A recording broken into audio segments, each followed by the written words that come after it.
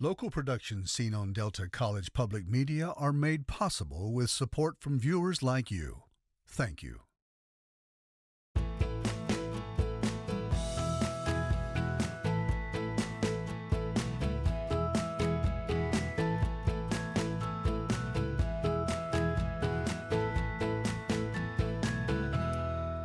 Well, good evening, everyone. I'm Mike Redford, and this is the follow-up. Coming up on tonight's show, it's been almost 4 years since the Edenville Dam breach, causing $200 million in property damage and displacing thousands of people. So what's the latest on the monumental efforts to restore the lakes and the dams impacted by the disaster, and what cost to the property owners? Two people, both property owners and both leaders in the community working on the front lines of this process in different ways, are with us tonight live in studio.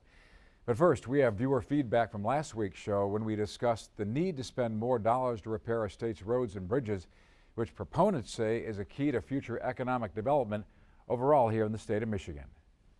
So on these roads, why are they grinding the roads, taking a 3-inch lip off and not just adding to them? You'd think more would be better. I know it'd probably build the overall road up more, but if the roads aren't needing attention too bad, why wouldn't you just lay asphalt on top of asphalt instead of having all that wear and tear of taking off the old and then putting new on? Thank you. And we have a response to that viewer feedback from the guest from last week's show. He says asphalt is the most recycled product in America, so when they grind up a top layer of a road, it is being put right back into that project or a future project. When you do an overlay, it's important for the base to be smooth. As pavement cracks and breaks apart, it will cause a bumpy surface. What's more, in addition, those cracks will continue to expand, ultimately affecting the new pavement overlay on top of it, if not ground up and removed. So there you go. I got some good viewer feedback, and we appreciate your comments. And we'd like to hear from more of you to drive the conversation here on the follow-up. You can do that via social media on Facebook. You can dial in to our follow-up hotline, as that viewer just did, and you can email us, and you can leave a comment on YouTube as well. And finally, if you'd like to watch any of our past shows this season, just log on to deltapublicmedia.org. On for tonight's show, we have two guests in studio. Dave Kepler, he's with the Four Lakes Task Force, which is essentially the group that's leading the effort to rebuild and restore the lakes and the dams. And we have Dolores Porte, who is the Sanford Village president. Both of you are property owners out there as well, so got a lot at stake. So Dave, I'm going to start with you. When I talked to you last week, you said this is an interesting time to do this show because there's a lot going on, even though it's been almost 4 years since this whole thing happened. Can you give us a little bit of an update on kind of where we are in the process to restore, rebuild the dams and the lakes? Yeah, we're on the back half of the project. Good. So you kind of walk into the forest, as they say, and when you get halfway there, you're walking out, and that's kind of where we are. We have all 4 dams under construction right now. We've got one permit on one phase left for Edenville, and we're in that process right now. So we feel really good about where we are. They're permitted 2 years ago. The challenge was, would we get through this process? So we have a program, the projects are in place, the contracts are in place, and we're restoring the dams. So I feel like we've made really good progress in that area. And before that, we raised almost $60 million of funds to just do the recovery and planning on that. So there's been a lot of, we're talking about these big numbers, but there was a lot of preparation that we got to even get into that. So we feel good where we are on the project side of the thing. 23 was a tough year as we got all these contracts in place. We went out nationally for bidding. The market really was really tight with the inflation and frankly the amount of billions of dollars, trillions of dollars going into infrastructure. Right. And even in the state of Michigan, where contractors were just not bidding, and so we had to redivide that up and recycle our approach to getting into smaller divisions with more project and more efforts and stuff to do. But that window between 2021, late 2021, and when we started to see this thing up, changed the project, almost over $100 million change from a view of being around $250 million to now being $350 million with some contingency we put onto that. So that's a burden we've got to now kind of resolve as we go forward. Right. So we'll cut to the chase here on who's going to pay for it, how much they're going to pay for it. You created this sort of Four Lakes Task Force Special Assessment District, right? And you've got sort of some numbers here that are hot off the presses that I think just hit your website today. Yeah. And so we're going to put that on the screen for the viewers to take a peek at. So there it is on the screen. And can you kind of walk the viewers through this assessment district and kind of what's at stake Yeah, for the and property just owner? first, you can't have a public lake in Michigan without an assessment district. I mean, it just doesn't work. So our goal was, how do we build that model of having the backstop of that financing, and then how do we get grants and stuff? So right now we've acquired, we had fundamentally towards this restoration, it's $350 million plus contingency brings it up to 398. And then we have about $180 million we're playing against the state fund. So that leaves us $217 million more we have to fund. Frankly, that's about $130 million more than we were at, and that's the piece we have to work on reducing. So this assumes, these numbers here are the assessments that we have to put together that has the district financing the rest of the project for the $217 million you see in that right-hand corner. On the first column, just kind of a feeling, there's over 8,000 properties, about 6,000 property owners. And they go from large residential lots with hundreds of feet down to back lots that have very low, they have deeded access for very low quality. And you see in this assessment, we've tried to bring the diversity and really understanding the benefit that the lake brings to different groups, and trying to allocate that based on, if you're sitting in the back lot, maybe it's only $3,000. You can be spending 10 times that much if you're at a high residential lot, if you look at the capital assessment, and then basically shows the operations, and if you're paying the annual, that assessment, not all at once, which most people won't, kind of the monthly assessment to work on that. So we've been transparent on that. That's the financing. Hopefully over the next 2 years we'll get more state grants. We have 2 or 3 grants that are in the $10 million range totally, but we need to get a lot more, and so that's a big effort we have to work Well, on. I'll let you join the conversation because you wear a couple hats. You're the Sanfordville president, in addition to being a property owner. Of course, Dave is as well. So I know you've been talking to a lot of neighbors, a lot of residents. When you looked at that graph, where do you fit in that? And what kind of comments are you getting for your friends and neighbors into the process, and how we sort of got to this point? Because it's not one size fits all when it comes to assessments and backlots and lake frontage and ability to pay.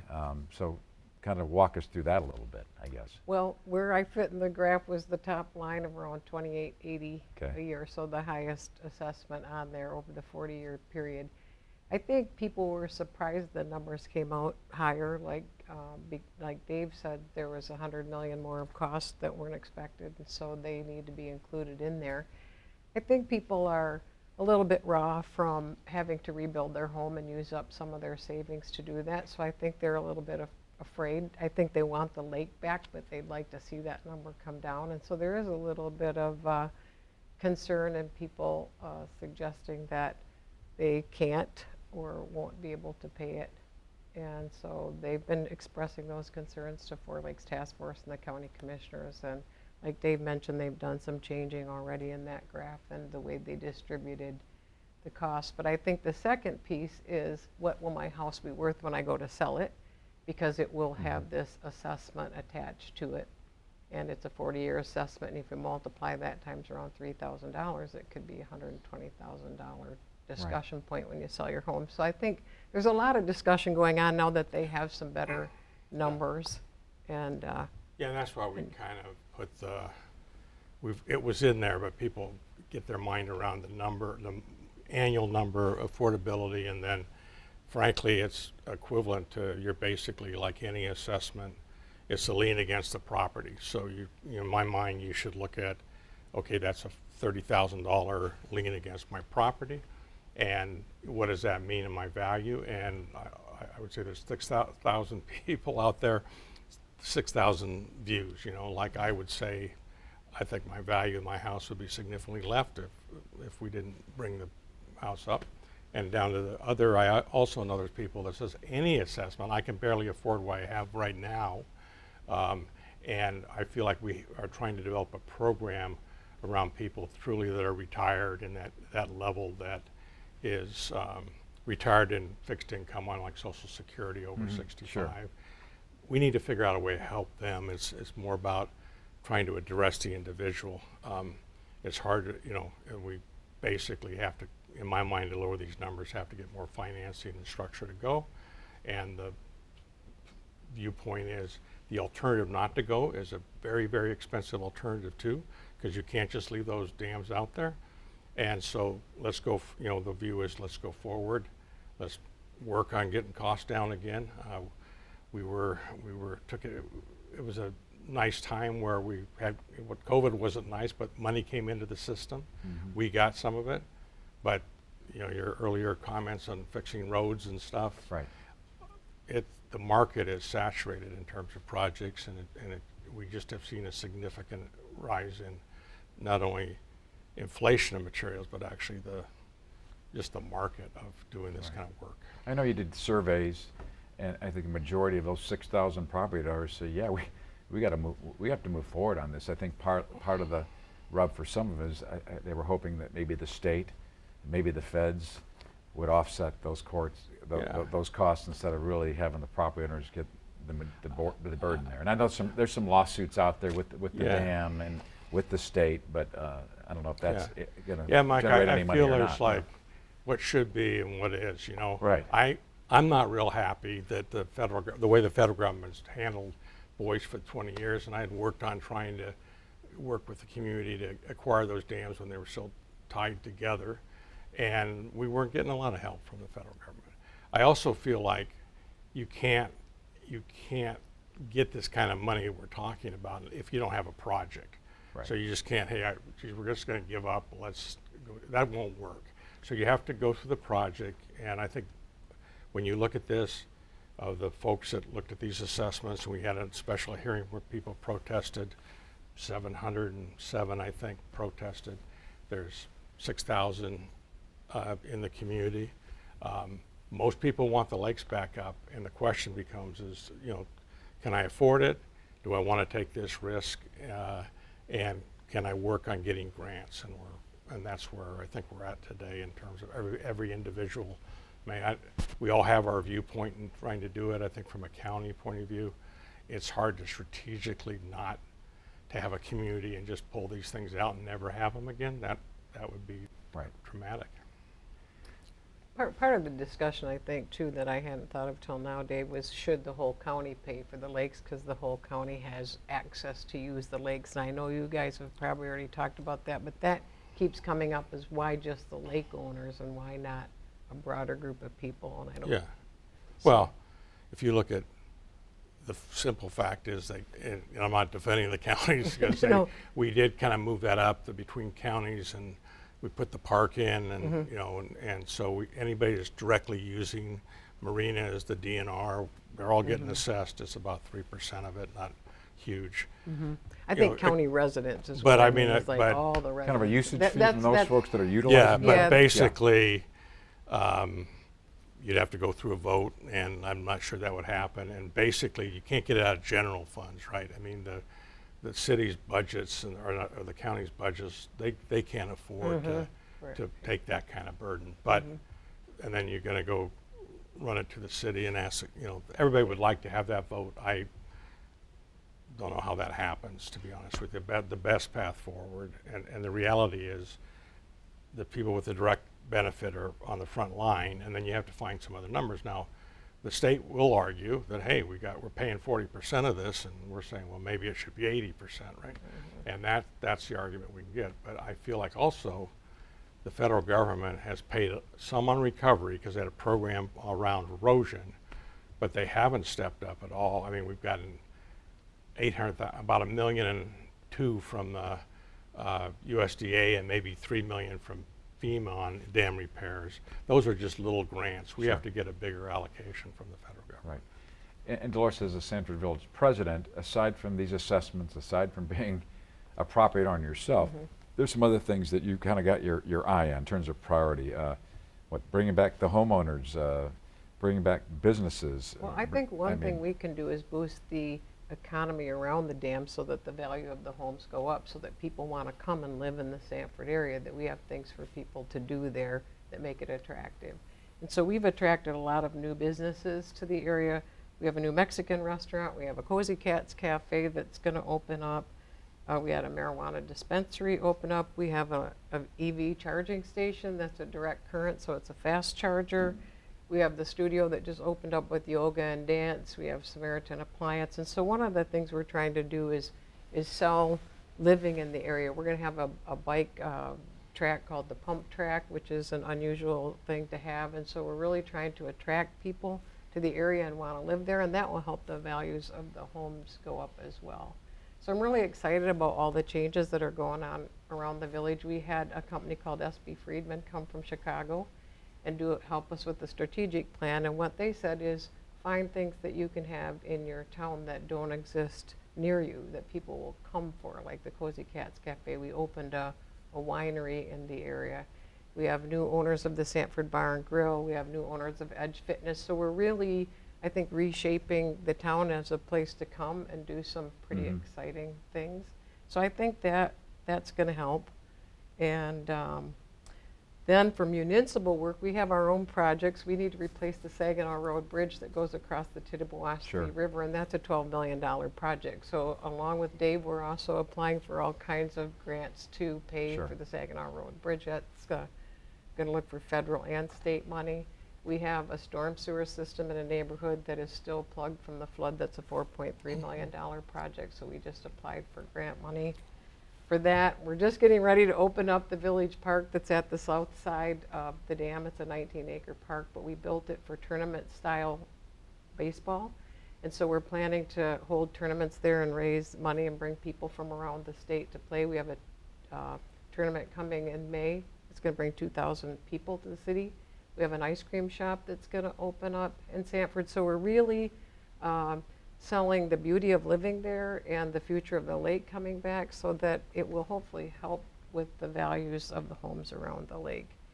So are you getting the homeowners, property owners coming to your meeting? Do they support all of these efforts to sort of get Sanford, the village, back, or are they asking more questions about, hey, I need some help with assessment questions and going online and trying to figure out what's going on here? Well, I think given they just had the meeting in Beaverton about the assessments, and some of the data was new to people. Right now the discussion is more around what's happening with the assessments and the affordability of living there.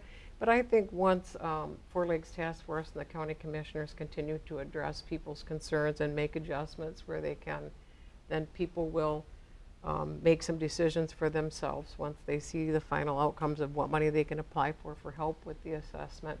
But I think while all of that's happening and people are concerned about it, they're very excited about the new things that are coming at the same time. We have a Big B Coffee, you know, for a small town that's That's a unique, big deal. that just opened up there. We have a place called Cultivate Coffee that's like a community center. We applied for grant money for Community Hub Community Center. It looks like we're going to get that. So there's a mixed bag out there, I think, of enthusiasm about the future of living there and how great it could be, but the concern about the affordability. So I think people are just working through that right now with the data that Four Lakes and the county are putting out. And I think there's a lot of good listening. I think the county commissioners are listening, the Four Lakes Task Force is listening, and I can empathize with Dave. It's all about being able to get the grant money to reduce the costs of people that live in your town. Right. And speaking of sort of next step, and you mentioned sort of the county boards, county commissioners, you're going to have a joint meeting between the Midland and the Gladwin County boards, I believe on February 6th at Dow Diamond. Will that be an opportunity for property owners or others to take a look at those numbers again, get some more questions answered, or if the boards are going to sign off on the plan? So it's so we had the hearing, and there's a lot of numbers being shown around, and I think we're pretty transparent. You can go on a map and see the numbers every day and how they're changing and stuff. So this is the hearing happened. People that objected. Those are documented. We made the changes. We're communicating it. The county has a role in this, in that they own the dams. We're the delegated authority. We're a nonprofit, but we're acting as on their behalf. They come in now and approve that rule. So it's not like a hearing where everybody gets to talk about their property. It's a business meeting, a county meeting, and obviously there's an open comment period and people can give their views about the structure. And then, and then kind of the subject at hand. It's not the subject of are we gonna build the lakes or not. That subject is branded in the circuit courts and everything else. It's like, how are we gonna do this? And then a lot of discussion about what has to follow up to improve the situation in terms of what we structure. For the counties, we're talking about it where I think the thing is, if you look at first of all, Gladwin County has 80% of the properties, and they have a challenging economic environment. There's about $1 billion now of market value on these homes around these lakes, even today when their water's down. So we have a $200 million number. That's like 20% of that market value. And I think what happens is, we've been talking about this, but it's personal now, because we hand you, hey, Dolores, here's the number. Oh, and there's very few people that really understand, like, $200 million. You go to a county meeting and talk about a $200 million or $300 million program. It's mind-boggling. But when you drive it down to, you're 0.012% of it, and that means $40,000, then it's personal. And you have to get over that. You not have to get over it. You can maybe never get over it. Right. But you have to kind of absorb that, I guess is what I'm saying. And that's what we're going through right now.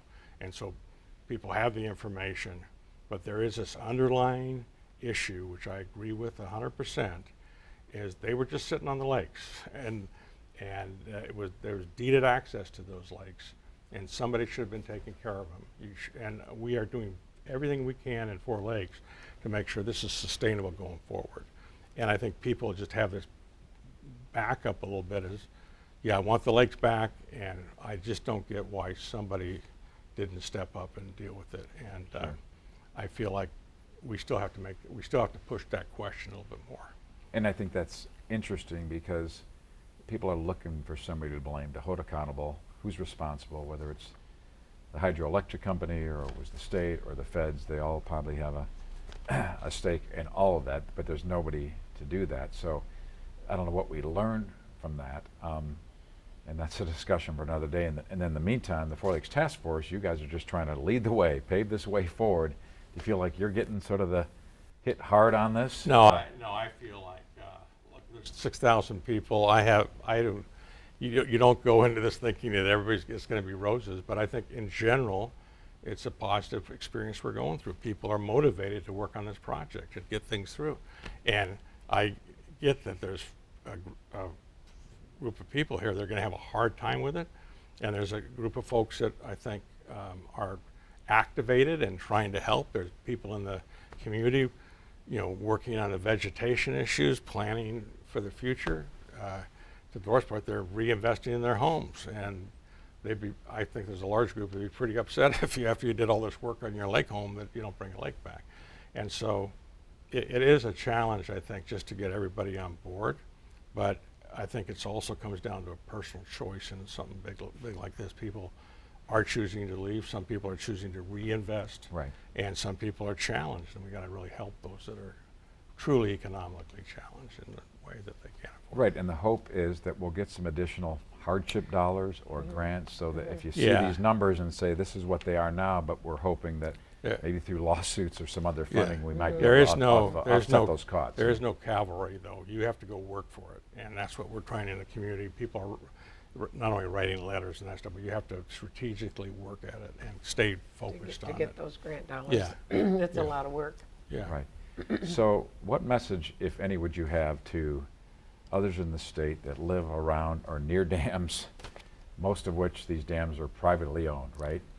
Do you have any words of wisdom for folks that are going, you're going to have to ask a few more questions, because you could be in the same position we are. I feel like we've had a lot of communities come to us, especially on these hydro dams, that are questionable in the small ones, whether there's economic or survivable and the community hasn't been paying. That ultimately, that was a big message I had before, hey, this no longer is supported. We have to get in there and start funding things. And we did not want to be the poster style child. We were going to be the one that solved it when we were done. Right. And we still are. But I feel like a lot of communities sit back, are waiting when you basically have this issue that the 99 federally regulated dams eventually are going to either go away or be absorbed by the communities, and those communities have to step forward and start thinking about it. Dolores, do you have some final thoughts as the Sanford Village president, things that you're working on, or have people come to you and like, how have you been able to get through this, and what advice do you have to get communities through something like this, and what you're working on? Well, mainly, like Dave said, there are personal choices people will make. They'll do the math and they'll think about their situation and their desire to live there and what it's worth to them to a certain degree. But also I encourage people to speak with the Four Lakes Task Force, give their feedback, to talk to the county commissioners, to be heard. So if you have a concern or something you want to be considered, you need to speak up. You can't not, because then you definitely won't be heard. But that's the main message for people in this situation. And then I think I mentioned this earlier, the village of Sanford tends to be a more low mod income community. So then we as a village board should speak with Four Lakes around some of these potential dollars for people who are in a hardship situation. So that's our role, I think, and to also help Four Lakes find money. We have insights to grants too, so I think I think you have a vision too, which the village is going to be a better place from all the work we've done. Not that we wanted to go through that, but there's a new focus on this.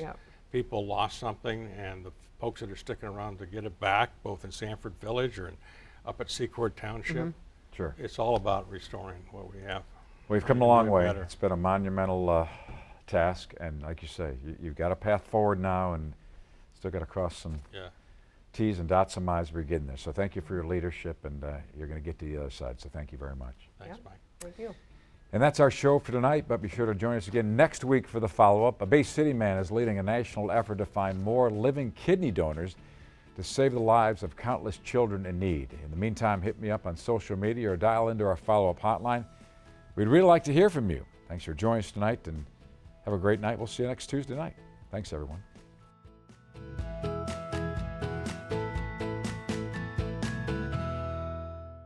Thanks for watching. If you enjoyed this video, please like, share, and subscribe. And make sure to click that bell icon to stay notified when we upload new content. Videos like this are only possible because of viewers like you. To help support this channel, click on the link in the description below. We'll see you next time.